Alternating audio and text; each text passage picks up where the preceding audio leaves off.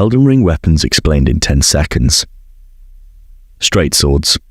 The classic hero starter pack. Reliable, clean and balanced, which in Elden Ring means boring until endgame. You'll swear it's underrated, then ditch it the second you find something that bleeds. The Toyota Corolla of weapons. Dependable, forgettable, somehow still around after the apocalypse. Great swords. Big, bold and slow enough to legally count as turn-based combat. Every swing feels like slamming a door on destiny and missing. You'll convince yourself it's timing and precision, when really you're just hoping the boss forgets to move. Strength players call this patience, everyone else calls it lag. Colossal swords.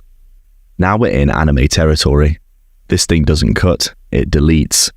One hit turns enemies into geological dust, assuming you live long enough to land it. You're less of a fighter and more of a natural disaster in progress. Ideal for those who think subtlety is for wizards and cowards. Katanas. Every player's I'm the protagonist now phase.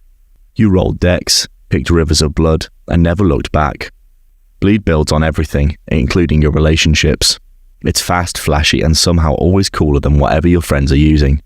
You're not role-playing, you're auditioning for a Netflix anime. Daggers. For assassins, speedrunners, and people with trust issues. You'll land 400 hits and deal the damage of one sword swing, but at least you look stylish doing it. Perfect for backstabs, terrible for dignity. You're basically trying to paper-cut God to death. Curved swords. Fast, fancy, and designed for those who think dodging is defense. You don't block, you just spin until everything dies or you do. Feels like dancing, if dancing involved severe blood loss. Dex mains call this art, everyone else calls it cope. Twin blades. The fidget spinners of death.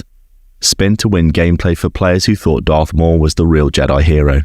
You'll look incredible for 10 seconds, then die instantly because you forgot stamina exists. A weapon for people who confuse style with survivability. Spears. The social distancing champion.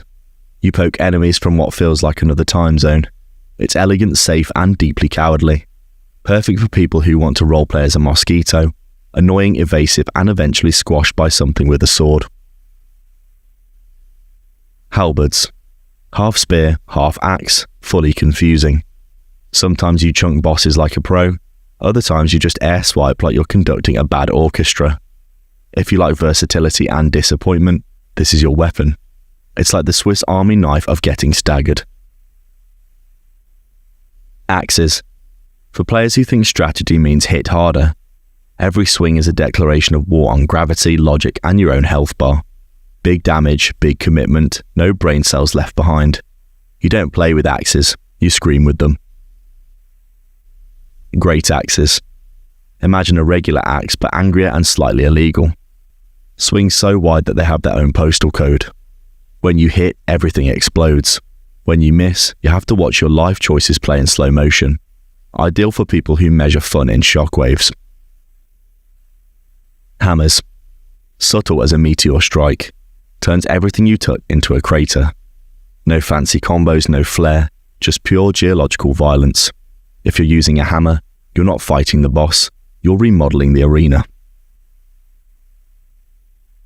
Flails. The ultimate betrayal weapon. You think it's cool, then you hit the wall, the floor, or your own hopes. Still, it's stylish chaos. And every successful hit feels like divine luck. Perfect for players who want to suffer with rhythm. Whips. For the fashionable freaks of the lands between. No blocking, no poise, just pure range and bad decisions. You're either here for the challenge or something deeply personal that we won't unpack. Whatever the reason, you terrify everyone. Fists and claws. Because who needs weapons when you are the weapon? You punch dragons, claw knights, and die immediately after.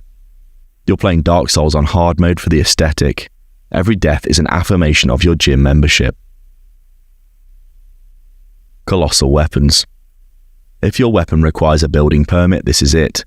You don't swing, you announce your presence with seismic activity. Miss once and you're dead. Hit once and they're dead. It's not a fight, it's tectonic plate warfare. Bows. Ranged combat for people who don't like fun. You'll spend 5 minutes lining up a headshot that does less damage than one fireball. The ultimate patience test, or punishment for players who thought they could play Elden Ring like Skyrim. Crossbows. Like bows but somehow worse. You don't aim, you accept disappointment. Great for cosplay, terrible for gameplay. The fast food of ranged weapons, convenient, unsatisfying, and instantly regrettable. Ballista. Congratulations, you're now a medieval artillery unit. You'll one-shot enemies if they stand perfectly still for 12 business days while you reload. Every shot feels amazing, and every reload feels like filing taxes. Staves. The nerd's weapon of mass destruction. You summon comets, lasers, and emotional damage. You'll annihilate everything, unless someone sneezes on you first. Intelligence builds are basically high damage, low calcium. Sacred Seals. Weapons for people who think faith should come with lightning bolts. You'll smite demons, heal yourself, and occasionally explode. Perfect for players who say, I love God, but I also love violence. Torches. It's fire but worse. You pick this up thinking it's utility. Now it's your main weapon and you'll cry for help. Congratulations, caveman. You've invented disappointment. Scythes. For edgy agricultural mages. Looks good, feels tragic. You swing like the embodiment of death, then do damage like a butter knife. Great for farming crops and your own patience. Thrusting swords. Pokey, precise, and passive-aggressive. You win fights not through power, but through annoyance. You're not dueling, you're filing formal complaints with sharp objects. Heavy thrusting swords. The grown-up version of poke harder. You stab dragons like you're late for a meeting. It's elegant brutality, less fencing, more impaling. Perfect for when you want to bully bosses from mid-range. Every weapon in Elden Ring fits one of the 5 archetypes. Swings too slow but hits like divine punishment. Swings too fast but feels like you're tickling a god. Bleeds everything including your sanity. Requires 60 strength or a small miracle. Or exists solely because From Software hates you. The lands between isn't about balance. It's about style, pain, and realizing your favorite weapon got nerfed 3 patches ago.